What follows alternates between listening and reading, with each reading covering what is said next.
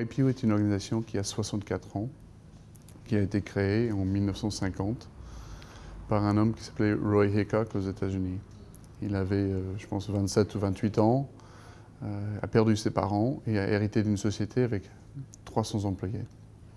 Ne sachant pas comment gérer une société, une entreprise avec 300 employés, il s'est dit, si je peux identifier et réunir des pairs dans la même situation, on peut échanger ensemble, on peut grandir ensemble, on peut faire venir des ressources ensemble, on peut organiser des cours ensemble.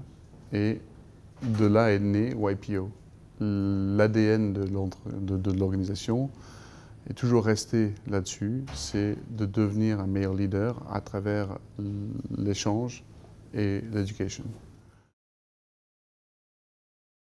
C'est un réseau de leaders, donc c'est naturellement le profil des leaders qu'on va aller chercher, mais ça ne suffit pas. Pour entrer dans YPO, il faut qualifier un certain nombre de critères économiques, mais derrière ça, il y a beaucoup plus important, il y a un process de sélection qui va permettre de détecter chez les candidats potentiels des gens qui sont non seulement des leaders, mais qui sont dans le partage, qui ont une vision, qui ont envie d'être ouverts aux autres. Et c'est ce qui véritablement caractérise le réseau YPO, avec des gens qui agissent en pair, à la fois dans les dimensions nationales ou dans les dimensions internationales. Et c'est ce qui fait la qualité de ce réseau, c'est cet esprit d'ouverture, cette volonté de partage.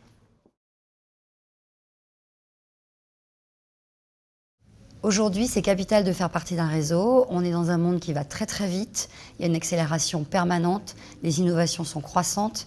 Il y a de l'infobésité, c'est-à-dire qu'on a des informations qui arrivent de partout, par les réseaux sociaux, par l'actualité. Enfin, tout le monde est connecté avec tout le monde.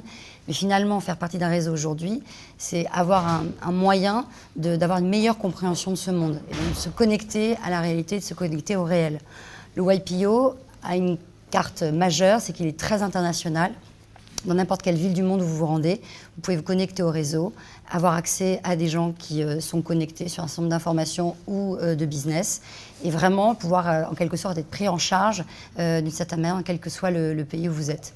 Donc c'est un apport dans la compréhension, dans l'international, dans le développement du leadership et dans le développement de son entreprise qui est majeur.